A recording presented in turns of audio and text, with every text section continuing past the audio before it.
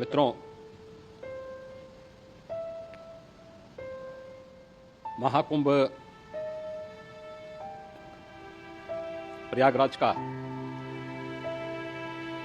आज मौनी अमावस्या का मुख्य स्नान है और कल सायंकाल 7 बजे से ही काफी बड़ी संख्या में श्रद्धालुजन प्रयागराज पहुंच करके स्नान भी कर रहे थे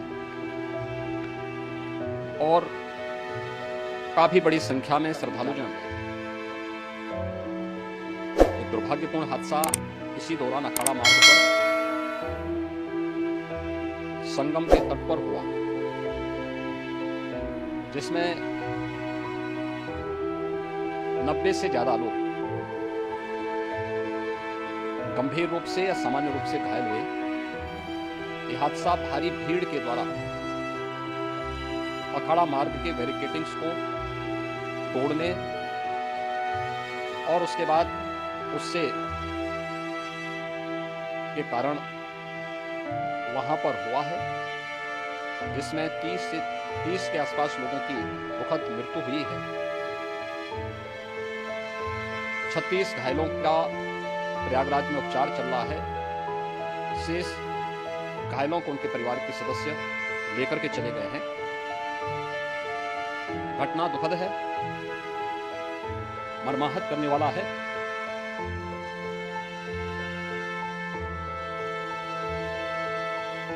उन सभी परिजनों के प्रति हमारी पूरी संवेदना है। हम लोग रात्रि से ही लगातार प्रशासन के संपर्क में हैं। मेला प्राधिकरण, पुलिस प्रशासन, एनडीआरएफ, एसडीआरएफ,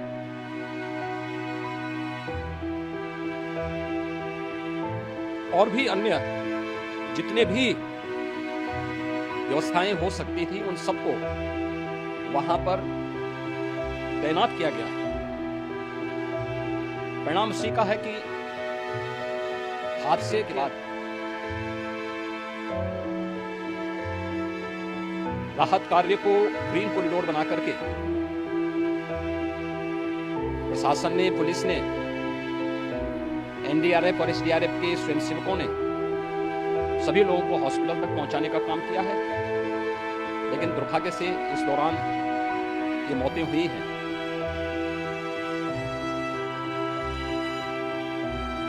स्वाभाविक रूप से इन सब मुद्दों पर प्रश्न उठना स्वाभाविक भी है। उपचार के बाद बहुत सारे लोग अपने परिवारजनों के साथ जा चुके हैं, उनके परिवार के लोग ले जा चुके हैं। जो बाकी बच्चे हैं उनका उपचार चल रहा है। उपचार के सारे इंतजाम वहां किए गए हैं। प्रेशर मौनी अमावस्या का ये मुख्य स्नान है महाकुंभ का, और बहुत ज्यादा प्रेशर प्रयागराज में होने के कारण सभी प्रकार के मार्ग भी चौक थे। रात्रि से ही प्रशासन उन मार्गों को खुलवाने और स्थिति को सामान्य करने के लिए पूरी तत्परता के साथ लगा भी रहा। ये सभी घटनाओं के बाद, ये जो हादसा हुआ है, इस हादसा के बाद वहां पर अखाड़ों ने जो आज अमृत स्नान ब्रह्म मुहूर्त में 4 बजे से प्रारंभ होना था, मेला प्राधिकरण के अनुरोध पर उन्होंने स्थगित किया था। अपराह्न में अमृत स्नान प्रारंभ हुआ, जिसमें सभी और अन्य जो सहयोगी संस्थाएं हैं उन लोगों ने इसमें भाग लिया।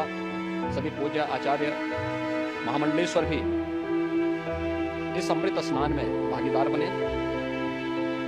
प्रयागराज में आज 8 करोड़ से अधिक लोगों का, श्रद्धालुओं का दबाव था।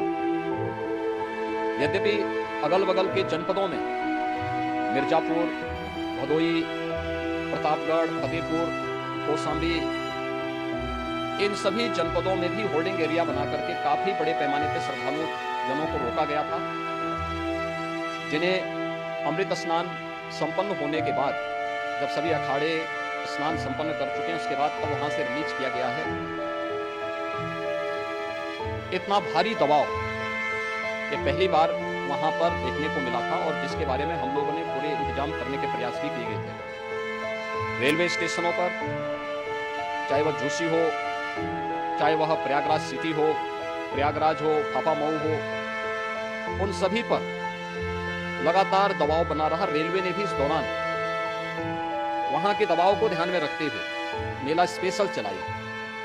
रूटीन और मेला स्पेशल को मिलाकर के लगभग 300 से अधिक ट्रेन रेलवे के द्वारा अब तक चलाई जा चुकी हैं, और जिससे श्रद्धालु जनों को उनके गंतव्य तक पहुंचाया जा सके। उत्तर प्रदेश परिवहन निगम ने भी अपनी 8000 से अधिक बसें श्रद्धालु जनों को उनके गंतव्य तक पहुंचाने के लिए लगाया हुआ है, जिससे उन सबको सुरक्षित उनके घरों तक पहुंचाया जा सके। दिन भर स्मूथली, बहुत ही सुगमता के साथ पूरा स्नान इसके बाद हुआ है, जिसमें पूज्य शंकराचार्य, आचार्य महामंडलेश्वर, वरिष्ठ संतजन और सभी अखाड़ों ने इसमें पूरा सहयोग भी किया और पूरे कार्यक्रम को सकुशल संपन्न करने में अपना योगदान भी दिया है। ये सभी घटनाएं मर्माहत करने वाली भी हैं और एक सबक भी, लेकिन हादसे के तह में भी जाने की आवश्यकता है। इसी से सरकार ने भी तय किया कि हम इसकी जुडिशियल इंक्वायरी भी करेंगे, क्योंकि कई बार वीडियो होने के बाद स्थानीय स्तर पर हर प्रकार की सतर्कता के बाद आखिर कहां से ऐसे हादसे फिर भी होते हैं और हुए हैं। इसके लिए हम लोगों ने न्यायमूर्ति हर्ष कुमार के नेतृत्व में पूर्व डीजी श्री वी.के. गुप्ता और रिटायर्ड आईएएस, इन 3 सदस्यीय जुडिशियल कमीशन को भी इसके लिए गठित किया जा रहा है। इन सभी अन्य कार्यों के साथ साथ हम लोगों ने वहां की पूरी घटना पर आज पूरे दिन भर एक एक घटना को लेकर के मुख्यमंत्री का जो कंट्रोल रूम था, उस कंट्रोल रूम से भी, चीफ सेक्रेटरी के कंट्रोल रूम से भी, डीजीपी के कंट्रोल रूम से भी लगातार इन चीजों की मॉनिटरिंग की जाती रही। दिन भर बैठक चली, लगातार एक एक घटना को लेकर के वहां पर प्रशासन के साथ संवाद भी रहा है, विभिन्न अखाड़ों के साथ संवाद रहा है, अन्य संतों के साथ भी दिन भर हम लोग संवाद बनाते रहे हैं।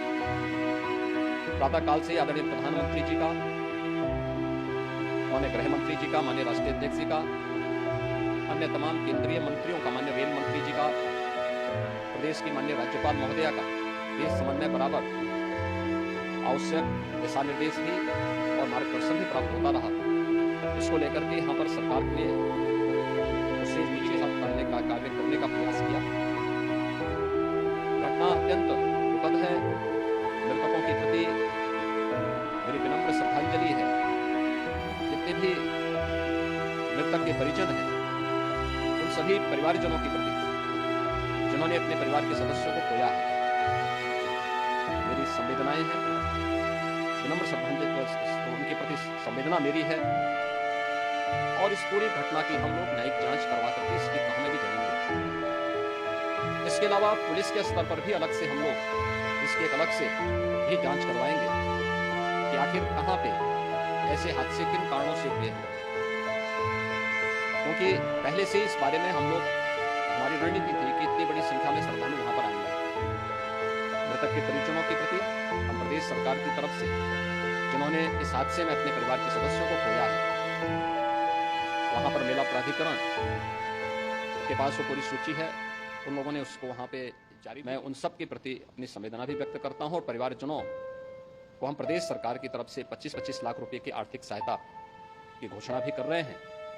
और न्यायिक आयोग इस पूरे मामले को देख करके एक समय सीमा के अंदर राज्य सरकार को अपनी रिपोर्ट देगा, और इसमें आने वाले समय में या आने वाले स्नान के लिए भी हम और कैसे व्यवस्था को और सुदृढ़ किया जा सकता है, इसके बारे में भी कल मुख्य सचिव और डीजीपी स्वयं एक बार प्रयागराज जाकर के उन सभी मुद्दों को देखेंगे। आवश्यकता पड़ती है तो इसमें, यद्यपि आज प्रदेश सरकार के तमाम वरिष्ठ अधिकारियों को हम लोगों ने अलग अलग स्थानों पर वहां लगाया गया था, और वे सभी पूरी तत्परता के साथ, प्रमुख सचिव नगर विकास वहीं थे, पीडब्ल्यूडी के प्रमुख सचिव भी वहीं पे थे, पावर कॉरपोरेशन के चेयरमैन भी वहीं पे मौजूद थे, जिन एक-एक मुद्दों पर वहाँ पर वे लोग लगातार निगाह रखे हुए थे। लेकिन दुर्भाग्यपूर्ण